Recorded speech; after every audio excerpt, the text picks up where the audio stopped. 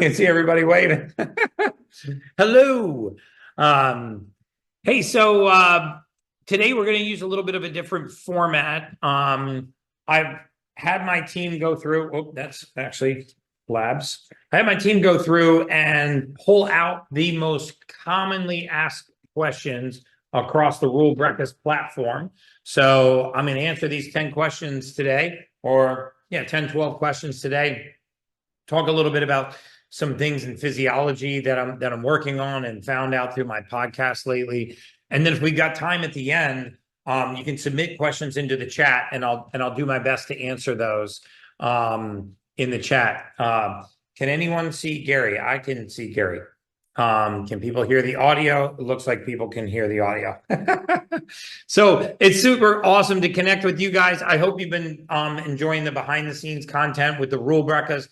I'm trying to take all of the podcast guests that I have and then do 15 or 20 minutes behind the scenes and just feed that information to you guys. It's the content that nobody else is seeing. And I try to make it content that has been asked in my chat, and I just happen to be sitting with one of our experts, so I direct the questions to them. I did one for you guys today with Dr. Cameron, who is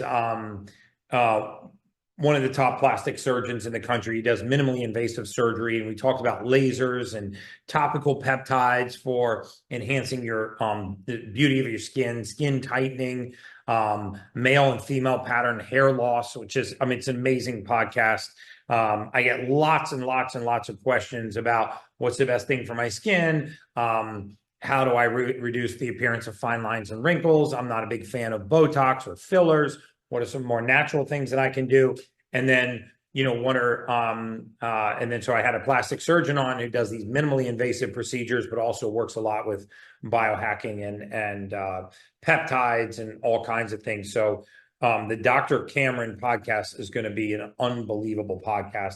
I also did a huge podcast run this past weekend. Jay Shetty, if you know who Jay Shetty is, amazing. I did a podcast with Paul Saladino, the Carnivore MD.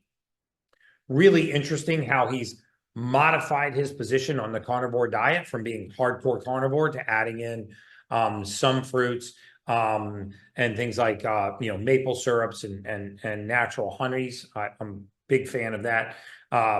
Did a podcast with Dr. Palmer, who's treating drug-resistant mental illness, like the most incredible drug-resistant psychiatric illnesses with diet and ketogenic lifestyle. And it sort of brought me back full circle to this whole discussion about amino acids.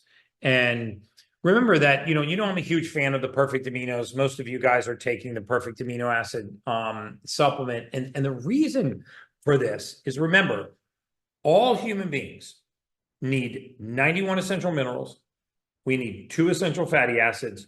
We need 8 essential amino acids. Now, some will argue that there's only 16 essential minerals, 13 to 16 essential minerals. I would argue against that because there are 91 minerals that the body needs in some form or fashion, cofactors and what have you, all of which you can get from the Baja Gold sea salt, which is why I'm a huge fan of that. You can get the amino acids from Perfect Aminos. But I think there's a lot of misnomers about amino acids. And why they're so important. So I want to maybe address some of those and clear them up for you guys today. First of all, amino acids are not proteins. If you ask 100 people what amino acids are, they'll say they're proteins. They're actually not proteins. They're the building blocks of proteins. So in other words, let's say you go to the gym and you tear a bunch of muscle, right? Your body needs to repair that muscle, to build new muscle tissue, repair the existing muscle, which is called muscle hypertrophy. Tear a muscle, it grows back larger, or muscle hyperplasia. Tear a muscle, it grows back larger, and then new tissue forms around that tear, which is the whole purpose of exercise. Your body doesn't use proteins to rebuild that muscle. Your body uses amino acids to rebuild that muscle. So you drink a whey protein shake, right? And that whey protein goes into the body. It's useless in that format. What happens is that whey protein shake is passing through the liver. The liver chops it up into amino acids and sends those to the muscle. So the muscle can take the amino acids and build its own tissue. The thing that we don't think about with amino acids is that amino acids reside inside of every living cell in the human body. Every single cell in your body contains amino acids. So what things other than muscle do amino acids build? Your natural killer cells, your immune system. They build your red blood cells. They form the hemoglobin inside the red blood cells. They build connective tissue, cartilage, bone, ligament, tendon, all kinds of your connective tissue and cartilage all contain amino acids. And so if we become amino acid deficient, not just protein deficient, but amino acid deficient, we become deficient in the building blocks that actually make up our DNA, that make up our cell walls, our cell membranes, our immune system. So I want you to really kind of understand that amino acids are even more important than proteins. But the way that they work is very specialized in the human body. There are 8 essential amino acids, right? But they are used in different ratios. So the body will use more leucine than isoleucine and valine, for example. You don't need to know that. I just want you to know I'm smart. And so what happens is we put these amino acids into the bloodstream. Let's say you put the 8 essential amino acids into the bloodstream, but you don't have the right ratio of 2 of those amino acids. Now your body cannot build anything that requires those 2 amino acids. So what does it do with the rest of those amino acids? It converts them into sugar or converts them into fat. So in other words, if you drink a protein shake or you ate an egg or you ingested some steak or you ate a piece of chicken or anything else that had protein in it, depending on whether or not it had the right ratio of amino acids, as soon as one of those 8 gets out of ratio, the body then takes the balance of them and turns them into fats or sugars. So in other words, the best way for us to get the building blocks of these proteins which includes collagen, that's a protein. It includes elastin, what makes your skin stretchy. It includes fibrin, one of the structural tissues in your skin, is to ingest amino acids. So amino acids build skin, bone, kidney tissue, blood tissue, red blood cells, hemoglobin, connective tissue, way more than just getting big muscles.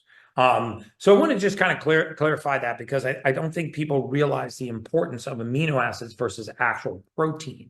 And that all of us can use the additional amino acids, and the ones, in particular, like perfect amino, why I'm such a huge fan of that is that you get all the 8 essentials and you get them in the right ratio.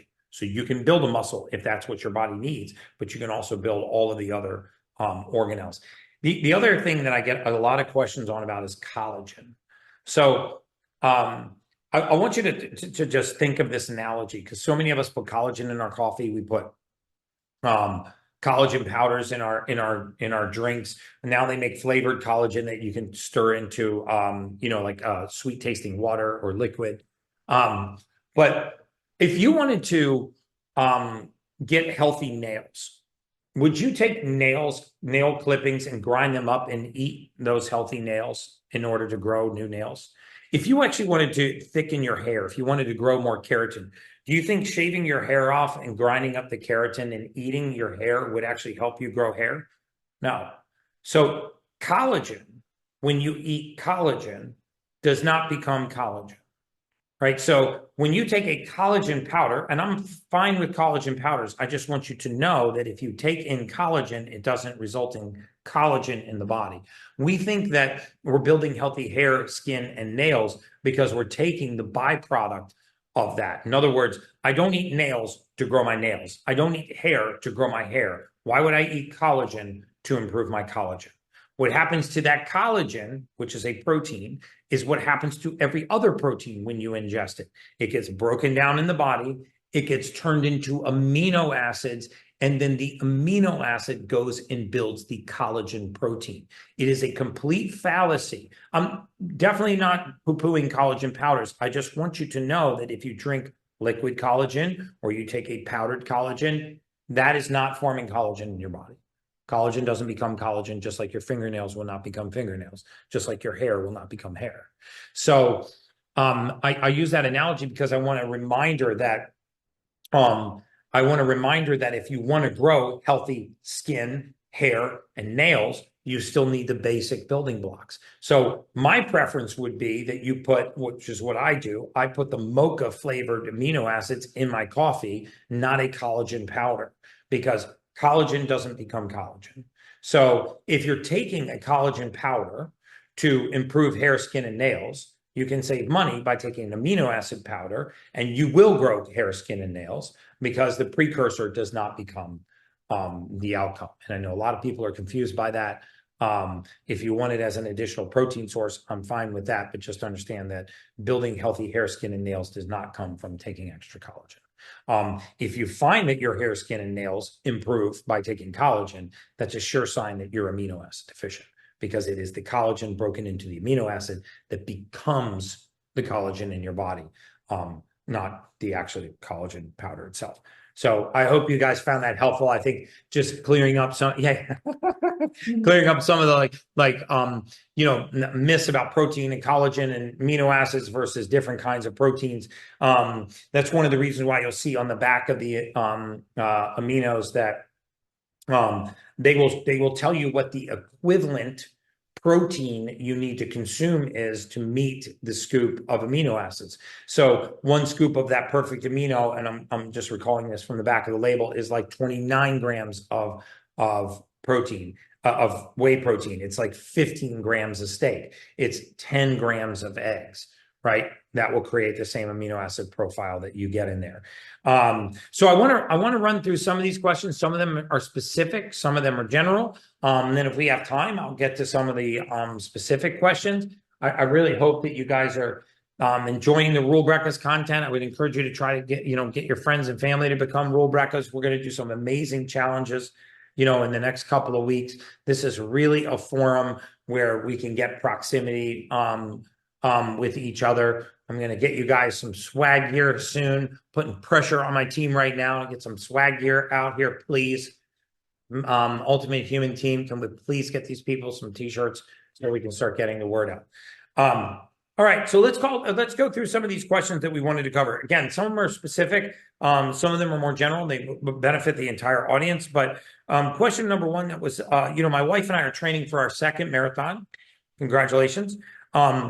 What would your suggestions be on a few things we could do to prepare for long runs, recover faster, reduce soreness?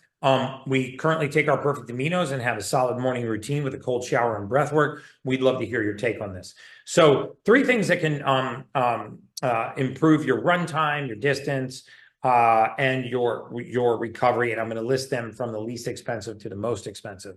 Number one of the things I didn't see in your answer here was the mineral salts. The number one reason why people bonk in races is they become electrolyte deficient. The primary electrolyte they become deficient in is sodium. Most athletes, including runners, triathletes, get their hydration right. They know that they need to be taking in a certain number of fluids. What they don't get right is their electrolytes and their amino acids. So if you are training for a marathon, perfect aminos pre and post workout is a phenomenal idea. And the second thing you want to do is you want to make your first water bottle, you want to put half a teaspoon of Baja Gold sea salt. Remember, you're going to get all 91 essential minerals in there, and you're going to get the sodium. That is the cheapest way to fuel your body. I forget what I think of that amino acid, that salt costs, but it's like $15. It'll literally last you 5 years. So the cheapest thing to do is give your body the minerals that it needs and the amino acids it needs. The second leading reason behind dehydration and electrolytes, the second leading reason why athletes bonk in races is because they are amino acid deficient. Remember, when you are engaged in prolonged cardiovascular activity, one of the things that's happening at a cellular level is a metabolic shift. You're shifting from aerobic respiration, oxygen utilization, to anaerobic respiration, carbon dioxide utilization. What happens when you use carbon dioxide is the body produces, the mitochondria produces a gas called lactate, pyruvate. Essentially, this lactic acid or this lactate, which is not what makes your muscles burn, this lactate leaves the cell as a waste product and gets recycled as a fuel. The only problem is it's a very inefficient fuel source. It is not as efficient as oxygen. So, so one of the ways that we can improve citric acid cycling or Krebs cycling, which is essentially your athletic performance, is by using the mineral salts in your runs and by using an amino acid blend prior to and after you're done your exercise. When adding Baja salt to our diet, our water, or perfect aminos, how much salt should we be adding and how often? Once a day, half a teaspoon dissolved in 8 to 10 ounces of water. In fact, the first thing you should do in the morning, wake up, go to your sink, filtered water, take a small amount of water, put it in your mouth, swish it, and swallow it. That bacteria is actually necessary it helps your gut. Swish the water and swallow it. Then brush your teeth, splash water on your face, start your day. But when you're adding Baja salt, seawater or the mineral salts to your water, you want to add half a teaspoon in the morning with a pretty decent volume of fluid. 6 ounces is not enough. I would say 8 to 10 ounces minimum. Flush the body. Put clean water into the body right when you wake up. You've had the longest space without drinking. You are the most dehydrated you're going to be during the day.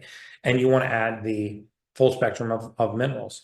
So half a teaspoon will do it. You'll remineralize the body. You'll feel amazing.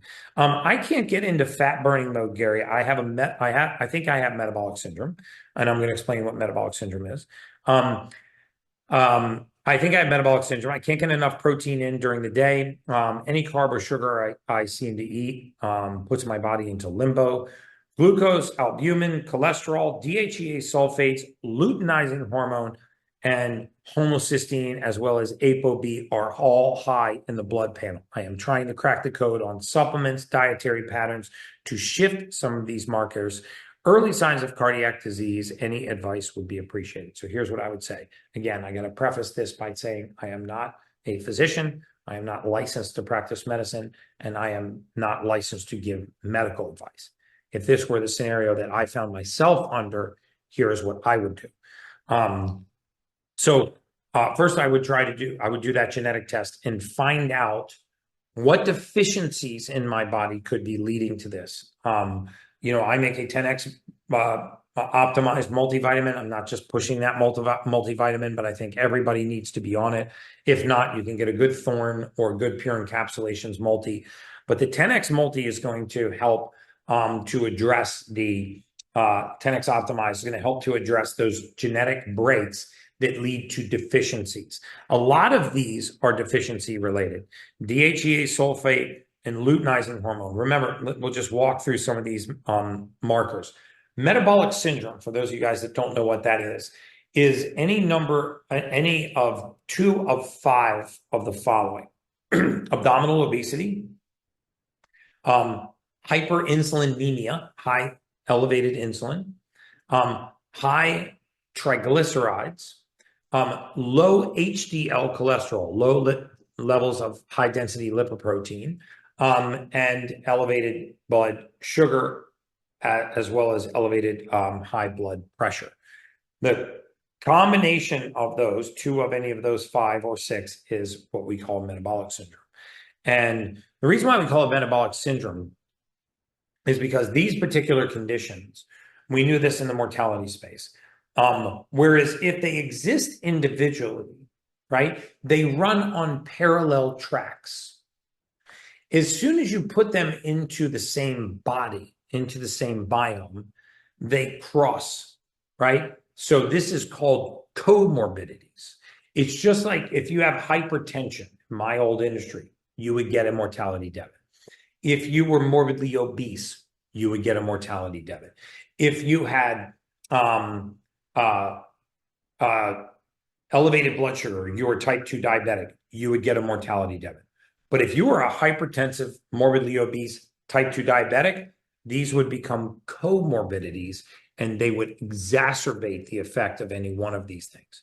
So first of all, since I can't see your levels, I can't speak to them specifically. I don't know if you did this blood work through us or if you did it somewhere else. If you did do it through 10X Health System, I would suggest getting on the setting up a call. It doesn't cost you anything. Once you've bought the blood work, you actually get a 1-hour review with a licensed clinician. And I would have one of our trained licensed clinicians go through this blood work with you and make some specific recommendations. Just to tell the audience what these things are, glucose is a measure of how much sugar is in your blood right now, whereas hemoglobin A1C is a measure of the 3-month average of your blood sugar.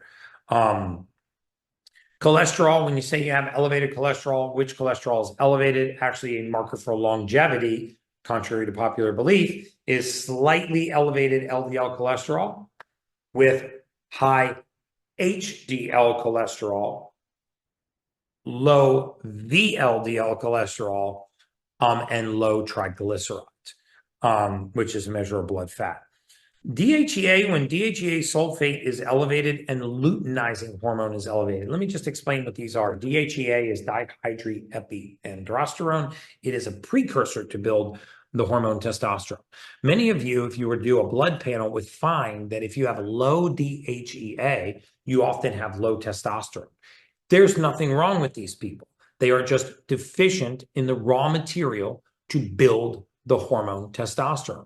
Very often, these people do not need hormone therapy. They need nutrient therapy. They need nutrients. You know, I always tell that story about the leaf rotting in the palm tree and the botanist coming out to your house, seeing the leaf rotting in the palm tree and core testing your soil. Why do they core test the soil for a rotting leaf? Because they know that in plants, deficiency leads to disease. And you put nitrogen in the soil and the leaf heals. We have to start thinking about human beings like this again. What raw material can be missing from our body that could be causing the expression of these diseases, right? I do not think we are as diseased or pathological as we think we are. I think that we are much more nutrient deficient than we think we are. It's astounding what's happening in the United States. We spend $4.5 trillion a year on healthcare. We lead the world in infant mortality.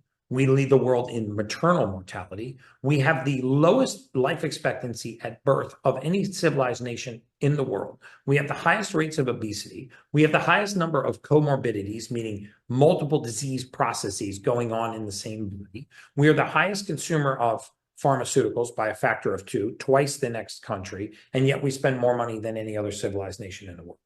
So we know that spending does not equate to outcomes. This is why you guys, along with me, are going to become citizen scientists and take this back into our own hands, right? I mean, that's what the ultimate human and the rule breakfast is all about. It's like building an educated base of informed consumers that can go out and inform other consumers.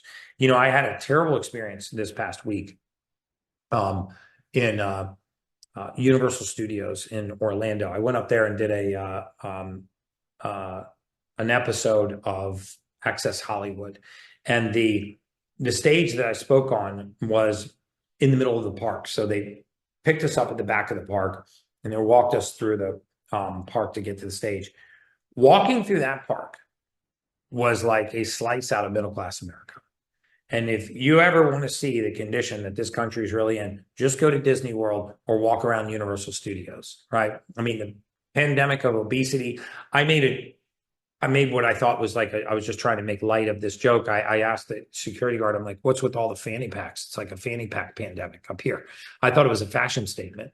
And what he said to me just astounded me. He said, the reason why they're all wearing fanny packs is because they can't put their hands in their pockets. That hit me a little, like woke me up a little bit. I was like, wow.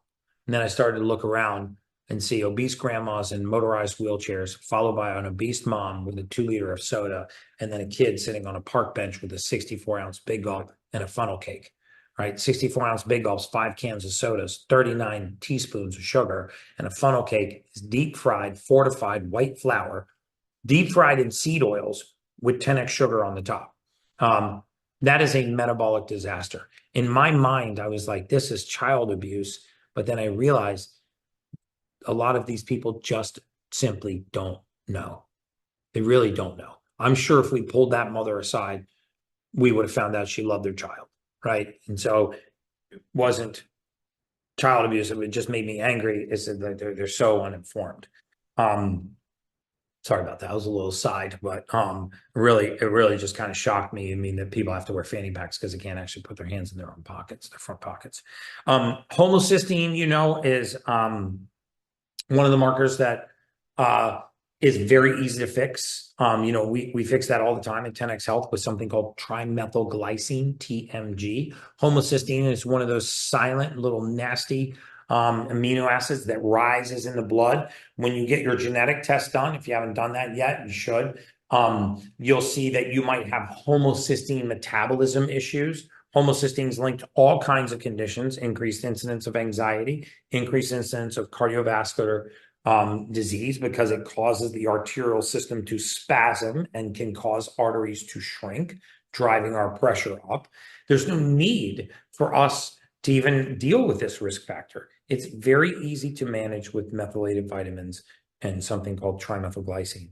The other thing they brought up was ApoB, Apo little b, and Apo little a. These are particulate cholesterol markers for cardiovascular disease. So I would really recommend whoever submitted this question get on the schedule of one of our clinicians. You've already clearly paid for the blood work, so there's no cost for you to get on the phone for an hour with one of the clinicians. I very likely was involved in training them, so they're going to be very astute at being able to read these.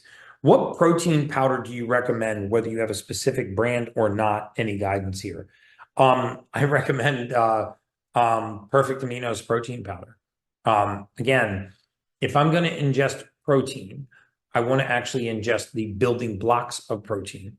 I want to cut out the middleman. I don't want to take protein, have it become amino acids, take the amino acids just to build protein. I will just take the amino acids to build the protein. So, because I also want to make sure that the ratio is right. If you look at the way amino acids exist in nature, you will see that they exist in certain ratios. If you look at amino acid ratios in meats, if you look at amino acid ratios in plant proteins, you will see that they keep a consistent ratio to one another. The other thing is branch chain amino acids is taking them on their own is very nonsense science. Of the 8 amino acids, 3 of them are branch chain amino acids. For a while, there was a huge revolution in the late 90s, early 2000s, where people said, I just need to take the BCAAs, leucine, isoleucine, and valine, and I need to take these in a 2:1:1 ratio, which is right, because there was some science that the branch chain amino acids were the amino acids that were being used at the muscle level to repair muscle. This is true. However, you also need the other essential amino acids. So if you're taking a BCAA powder, skip that and just take a perfect amino acid powder. You will get the BCAAs in the right ratio, and you'll also get the other amino acid building blocks. So I don't know if you guys saw or my Instagram, but I launched a smoothie at this health food store it's actually a health food chain. I think they have 10 or 11 locations around Los Angeles. If you're ever in LA and you want like the most amazing grocery store you've ever been in your life, go to an Erewhon. It looks like nowhere spelled backwards. They're all over Los Angeles, and they're incredible grocery store chains. And so I launched a smoothie there. Hailey Bieber's got one, Carnivore MD has one, and now Gary Brecka's got one. So I was really excited about it. But I used the perfect amino acid powder in that shake. I also used a quarter avocado, organic Thai coconut milk. It's actually coconut cream, quarter cup of organic lemon juice. I used hydrogen water, and I actually thickened the shake with cauliflower rice. So, which brings me to my next question, because somebody said, which is healthiest, organic brown, black, or white rice? Organic, non-enriched or non-fortified, of course, or healthier to not to have rice in the diet at all or just occasionally. So let me tell you what I like about rice and what I don't like about rice. What I like about rice is that rice is easy to digest. If you're going to use rice, I don't have an issue with white rice. Just make sure that it is non-fortified or non-enriched. Get the organic version of that rice. It is not much more expensive. Organic basmati rice is amazing. Organic long grain rices are amazing. There is some arsenic in the brown rice because they don't take the husk off. So white rice is an excellent carbohydrate source. It's very high in carbohydrates. So you want to make sure you get the non-fortified, non-enriched version. But here's what most people don't know about rice. It has one of the highest mycotoxin contents of any food in the world. There's two things that you want to watch out with rice. First of all, you always want to boil it, never cold soak it.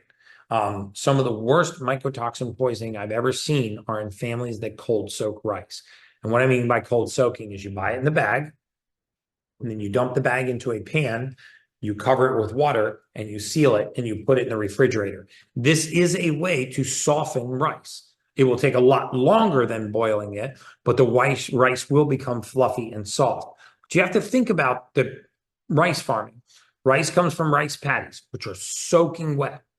And then we scoop the rice up, soaking wet, and we dump it into the back of a truck. And that truck bed is about 6, sometimes 8 feet deep and 30 or 40 feet long. You ever go into the middle of a pile of laundry that's been sitting in your laundry room for a week? What do you think it would find in the center of that dirty laundry or wet laundry if you just left it on your laundry room floor for a week? If you actually put your hand into the middle of that laundry pile, you'll see that it's warm. Why would the center of a dirty, moist pile of laundry be warm?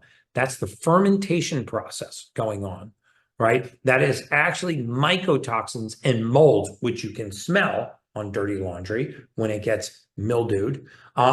You can smell that. The exact same thing happens with rice. Just think about a big truck full of white rice that is dark and moist. And in the middle of that rice, what kind of things are growing in there? Mycotoxins. So when they put it into the bag, the mycotoxins go with it, even though it's dry. So if you cold soak it, you're just going to put those mycotoxins in the body. The other thing you don't want to do is for more than 24 hours, cold store rice. Rice is not something that I suggest that people use in meal preps because it has such a high level of mold toxicity. So the thing about rice is cook it, eat it, throw the rest away. That would be my suggestion with rice.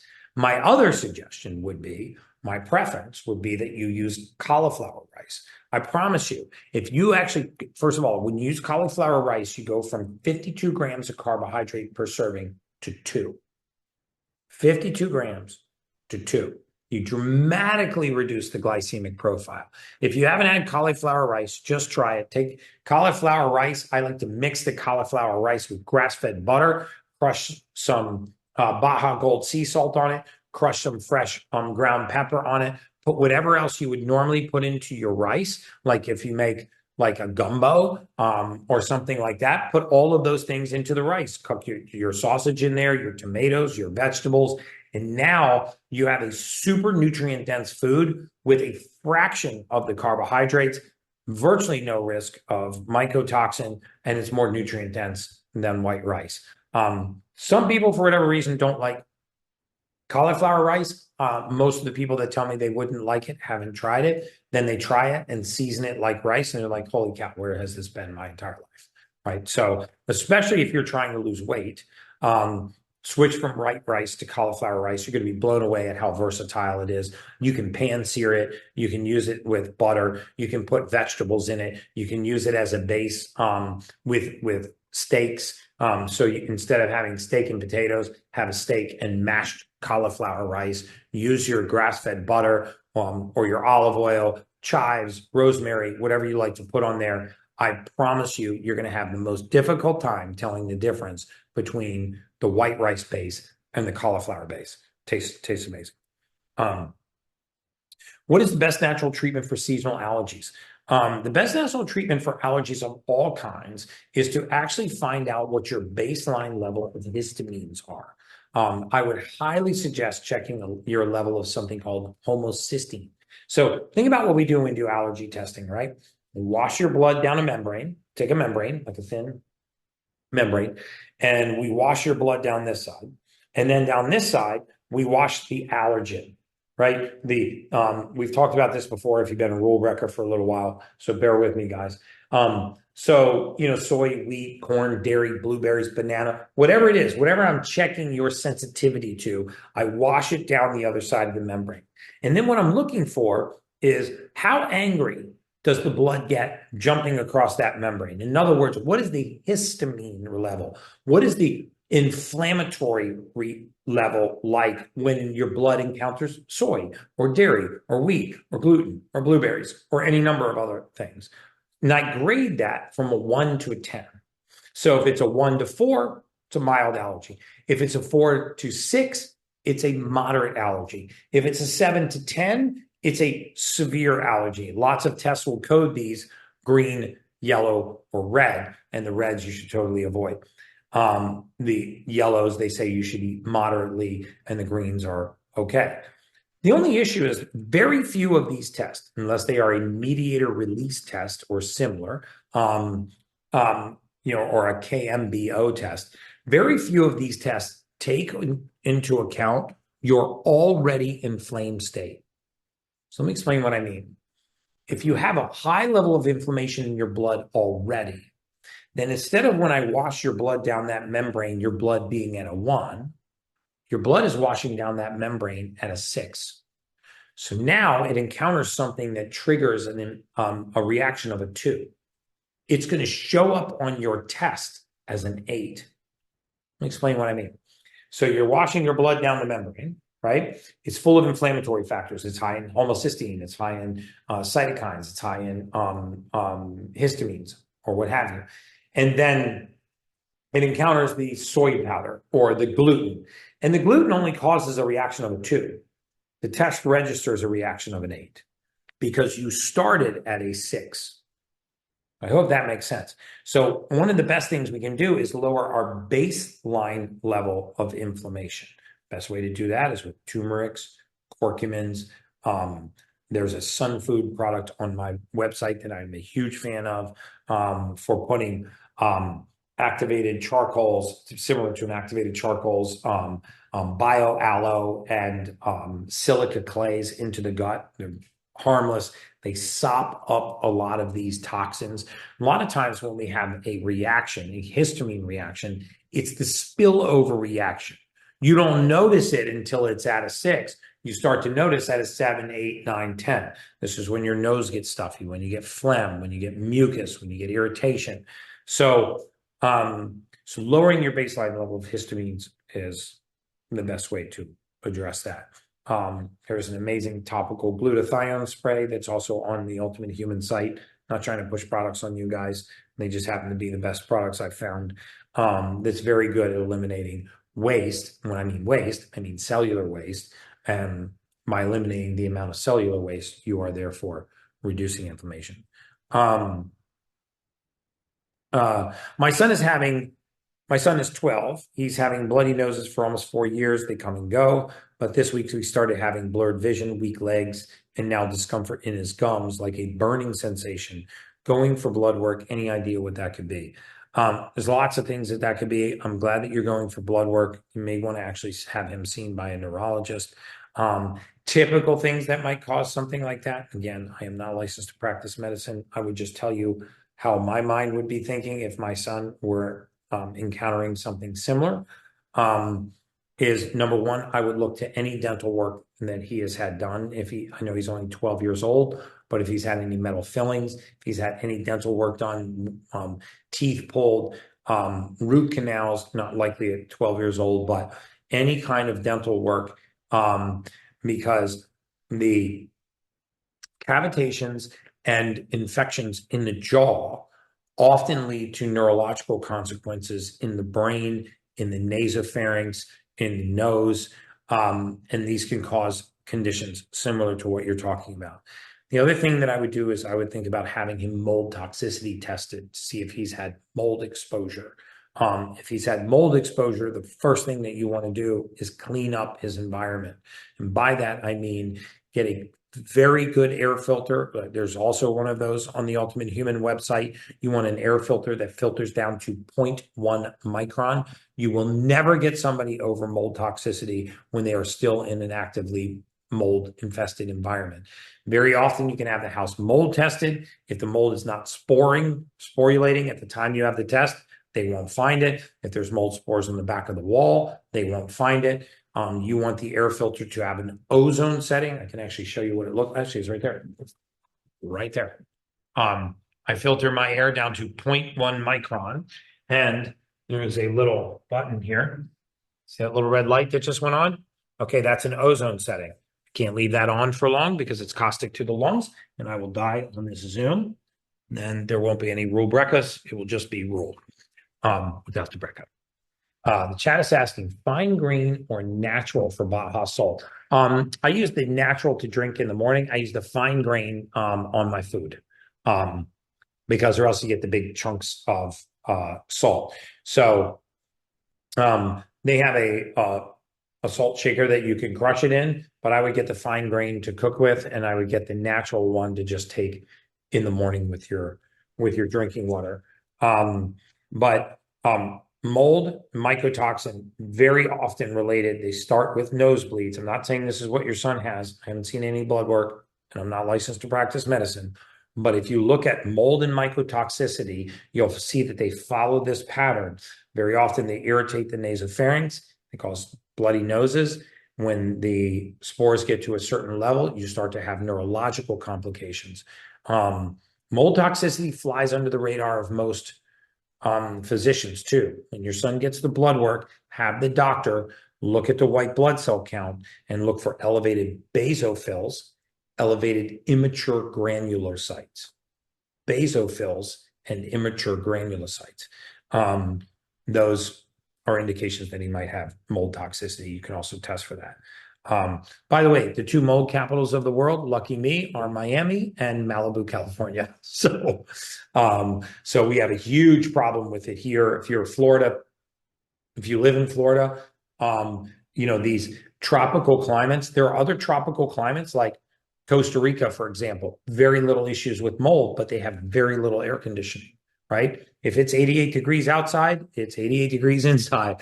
If it's 62 degrees outside, it's 62 degrees inside. They very rarely have conditions where it's 98 outside and 70 inside, right? That 25, 30 degree temperature gradient causes all kinds of moisture, and it causes moisture in places that you cannot see. Most mold toxicity is not coming from your air vents. It's coming from the back of your drywall. And so you want to run an ozone filter because ozone will kill mold everywhere. When you run that ozone filter, make sure there's no kids or dogs or living things in the house. If you have a gerbil, you will come home and the gerbil will be upside down because ozone's toxic, caustic to the lungs. So I would super suggest that you look at those things for your son. My wife is 49, has C-reactive protein elevated, and it keeps going up. Her ANA titers are extremely high, but the immune system doctors said it's not lupus. After watching your last session where you were talking about inflammation, she bought gluterol, excellent, nanoturmeric, excellent, and curcumin. Any ideas on what else to do? Here's exactly what I would do. Again, not medical advice. If it were me and I had elevated C-reactive protein, I would get the Sun Foods Brain Fuel with the BioAllo. I would take it 4 times a day. You'll see the back of the label says you can take it 4 times a day. That's 1 teaspoon 4 times a day. It just tastes like a tea. You want to fill the gut. Remember, the gut is 30 feet long, right? Our intestinal tract is 30 feet long. It's like a 30-foot long conveyor belt. You want to fill that gut with the BioAllo, silica clays, the things that can sop up inflammatory factors and bring C-reactive protein down. C-reactive protein is a non-specific marker of inflammation. It actually delivers response to inflammation elsewhere in the body. So it doesn't tell you where the inflammation is or what it is. It just tells you that there's massive amounts of inflammation in the body. Well, guess where inflammatory factors are made, where histamines come from? The gut. This is why the first thing to react when we have an inflammatory condition or a bug or a parasite or mycotoxin or a viral infection or a bacterial infection is we get nauseous and our stomach gets upset. When we say our stomach's upset, it's really our gut that's upset because it's releasing histamines, right? So if I'm going to get histamines out of the body, I start in the gut 4 times a day for 30 to 45 days and recheck the C-reactive protein. Be surprised if it's still elevated. Not my medical opinion, but just my opinion on what I would do if I had high C-reactive protein. Gluterol is another excellent one. 4 of those sprays on the inside of your forearm and just rub it in. It'll go right into your veins. It'll go straight transdermal, and now your detox pathways start to get activated.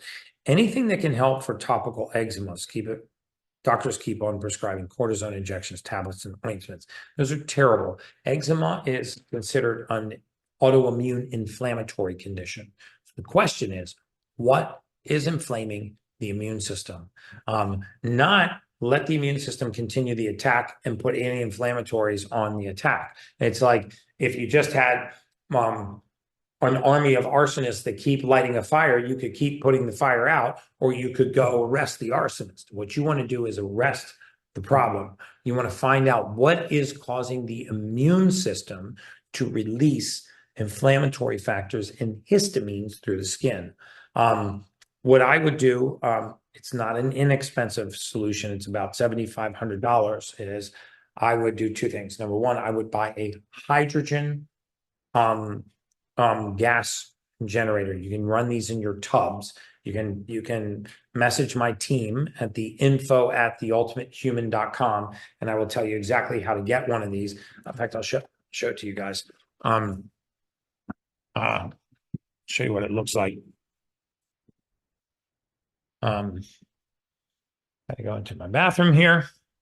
By the way, that's my other air filter. That will do about 3,000 square feet. So you can see this thing it pulls the air in from the bottom, puts it out through the top of that air filter, and it also has an ozone setting on it, which will ozonate everything. If you want to know that brand, you just again message my team. So this is the bathroom. But you'll see that what this generator does, it's going to turn on and it's going to start to make hydrogen gas. And it's going to put the hydrogen gas into this water. Remember, hydrogen is one of the most prevalent gases in the human body. When you bathe in hydrogen gas, you will see inflammation eviscerate in your body.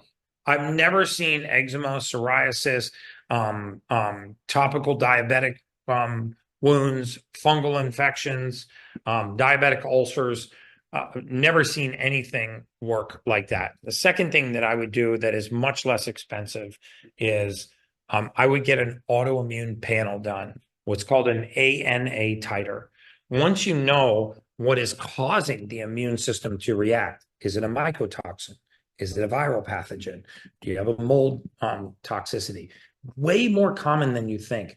You see, I come from the school of thought that the immune system just doesn't wake up one day and start to attack us, right? The majority of these conditions, in my opinion, that we call autoimmune are the immune system acting properly to protect us against a foreign body that happens to be in our own tissue. So, for example, if you look at the number of Hashimoto's cases, Hashimoto's is a autoimmune thyroid condition, right, where you start to manufacture antibodies to your own thyroid. If you look at the genesis of a lot of these cases, it's mercury poisoning in the thyroid. So the immune system's not after the thyroid, it's after the metals in the thyroid. So it starts manufacturing antibodies to thyroid tissue. If you did a metal detox, you can potentially shut those off. This is well documented in the literature. Crohn's disease, ulcerative colitis. We call Crohn's disease an autoimmune disorder. We say the immune system is attacking the intestine, right? The wall of the intestine. Well, why would it attack the intestine? Well, because you have a leaky gut. Your intestinal wall is supposed to have integrity. When it loses its integrity, right? When it starts to get more porous, like cheesecloth, bacteria leak out of the luminal area of the intestine and they get embedded in the wall of the intestine. Well, guess what? They're not supposed to be there. And the immune system recognizes that and says, hey, you're not supposed to be here. And it wages a war. It's not after the intestinal wall. It's after the bacteria embedded in the intestinal wall that are about to leak into your bloodstream and potentially cause an infection. So very often I could go through Sjogren's and autoimmune Hashimoto's and thyroiditis, all of these conditions where we just immediately assume that the body has a problem discerning between friendly tissue and foreign tissue. And that may not be the case. It may actually be the security guard is trying to throw out the guy in the bar that shouldn't be there, and he's putting up a fight. And once the fight ensues, innocent people get hurt, tables get knocked over, glass gets broken, the place gets destroyed. But that bouncer did not go into the bar to destroy the bar and beat everybody else up. He went in to get the offender out. And in getting the offender out, when that fight ensues, you have a lot of collateral damage. This is called the cytokine storm or the histamine reaction, right? But this is very often, the body is doing exactly what it should. And then modern medicine comes in with the chemicals and the synthetics and the pharmaceuticals and says, let's use heavy immunosuppressants to calm the immune system down. Let's actually use anti-inflammatories to calm down the inflammation, and then the problem becomes chronic. The problem becomes chronic. What is the genesis of autoimmune disease? It's rarely that the body wants to. Okay. So I hope that answers the autoimmune system. Are shoes like Vibram and Five Finger or Peluva effective at grounding? Nope. They are very effective at strengthening the feet. Those shoes were born on the backs of a novel called Born to Run. It's a great book if you want to read it. It talks about the dexterity in the bottom of our feet and how modern shoes are basically casting our feet into being less and less and less effective over time. So the Born to Run book spawned this revolution of barefoot running and barefoot shoes, Vibram shoes. I'm a fan of these.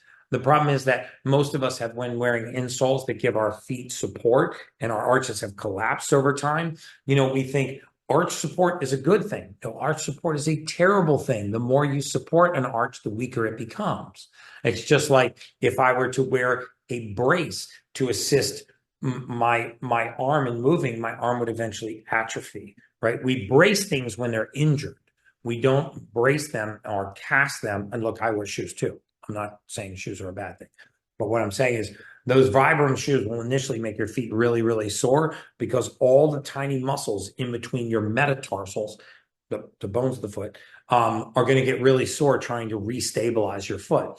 The book Born to Run talked about I believe it was a Mexican tribe where these guys would run 40, 50, 60, 70 miles barefoot at a time. They were like ultra marathoners and didn't even realize it. And they ran barefoot because their feet would conform to rocks, and they had very, very strong feet and amazing gait.